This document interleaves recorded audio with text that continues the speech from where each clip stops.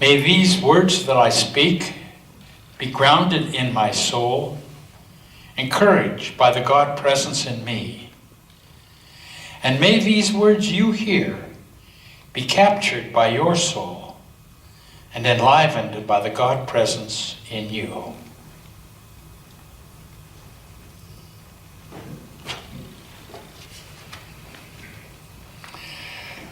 Christian Family Sunday is really next week in the church's calendar.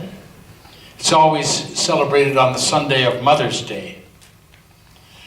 But for most of us, next Sunday is Mother's Day, whatever the church decides to label it. So I decided that for the convenience of the flow of worship through the Easter period, we wouldn't be upsetting sensibilities too much if we celebrate Christian Family Sunday today. And then that leaves next Sunday as Mother's Day for all of you. But not only is the day wrong, the story I want to begin with this morning does not talk about a Christian family in a traditional sense. I hope the reason for this will become obvious as I proceed. I first heard this story on the CBC radio program Quirks and Quarks last year. Many of you probably listened to it. A program about science. And it was told, this story was told as a wonderful story about science. And it is.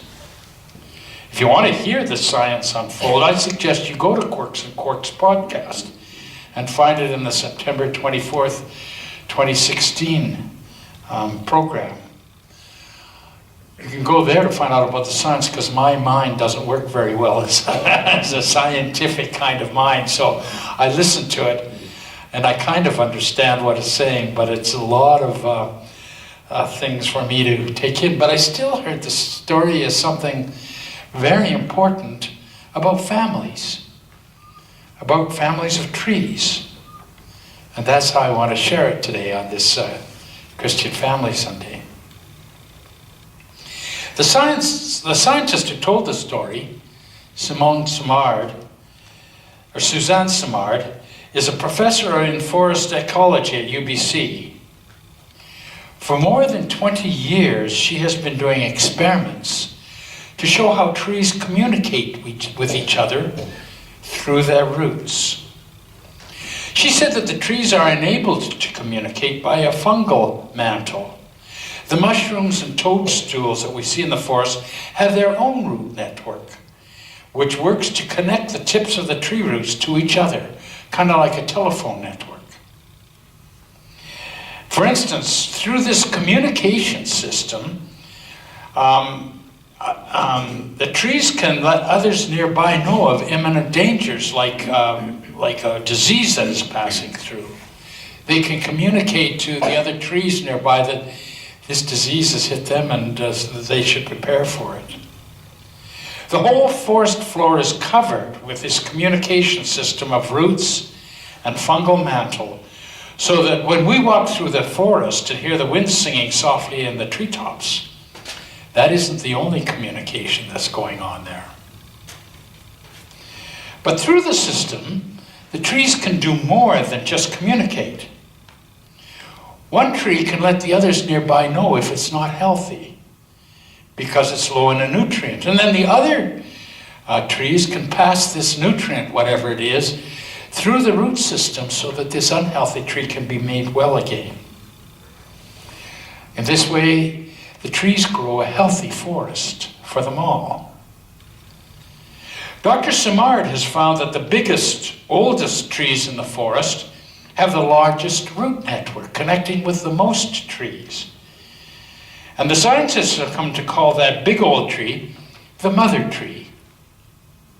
It feeds the small trees and saplings that are offshoots of its genetic system. It feeds its kin, kind of like a mother feeding her children.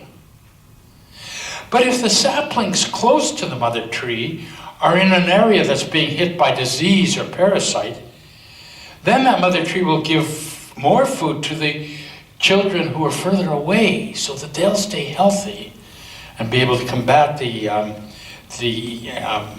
infestation, whatever it is. And in this way, the tree preserves the gene pool into the future. And if the mother tree's saplings are not healthy, then she might feed other saplings in the area that are not from her gene pool, but are still there, and she can help to make them healthy so that they can carry on the species.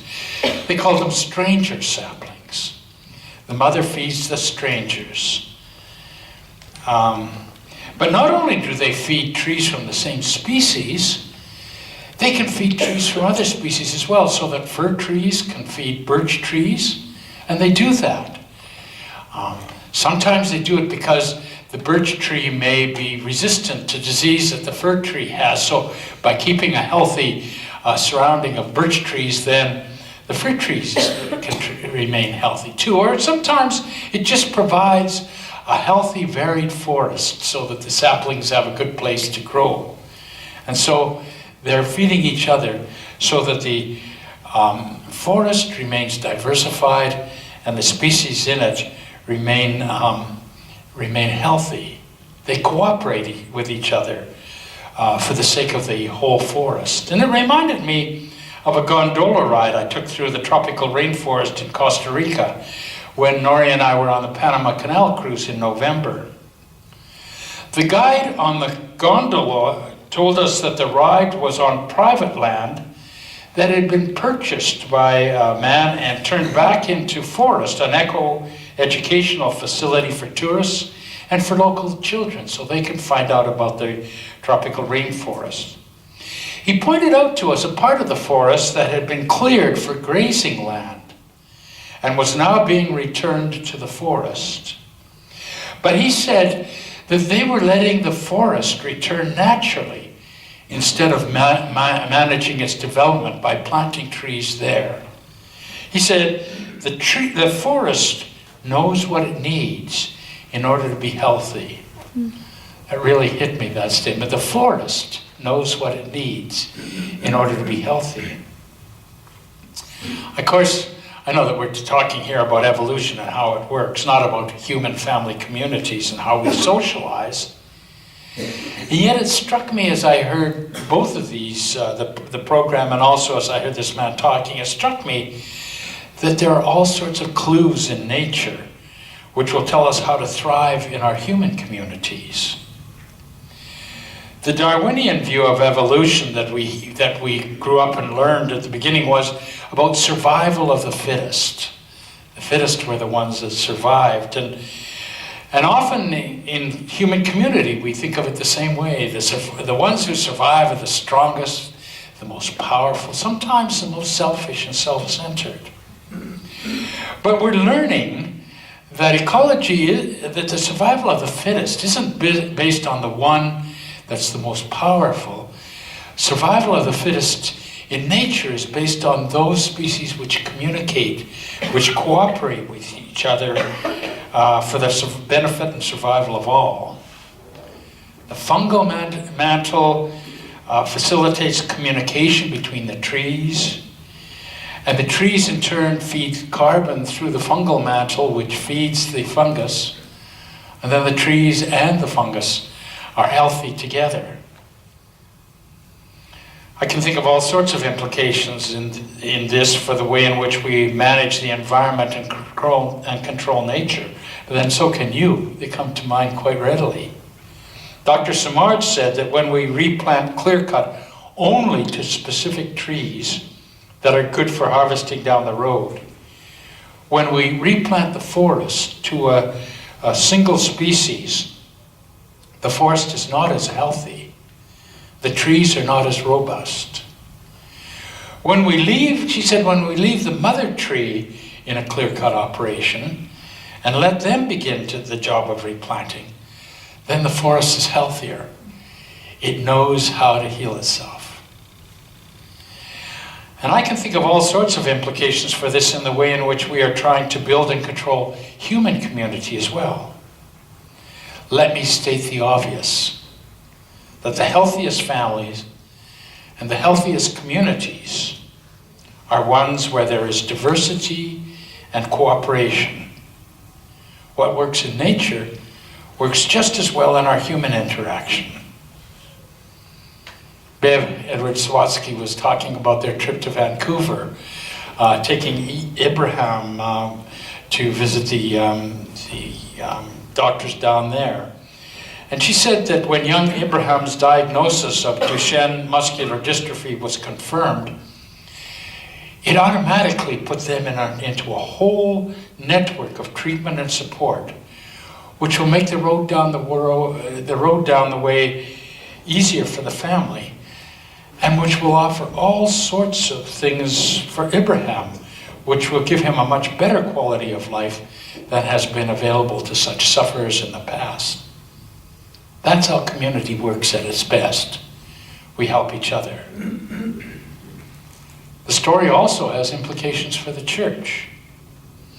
The scripture lesson that John read this morning was a description of the early church community. Yes, that community was energized by Easter, which brought people together in ways that were difficult to sustain over the long period. But the early history of the church suggests that many people in the Roman world felt isolated and alone. It was a malaise through the whole Roman Empire, and the people were attracted to the church because of its community and its caring. The community that looked out for and took care of each other. And I hear people talking about this church community as being a lifeline, helping to keep aging congregants from being isolated. And I know, as John said, Messy Church is a great place for families to gather and for children to make connections here, so that they are healthier families, and the children have a whole new network of friends when they come here. Visitors feel the health of this community in the way they are welcomed into it, and in the way they see us interacting with each other. The importance of community is found in the stories of the ancient church and in the lessons of nature. The early church was built on a community that mattered, and we're called to do the same in our day. May it be so.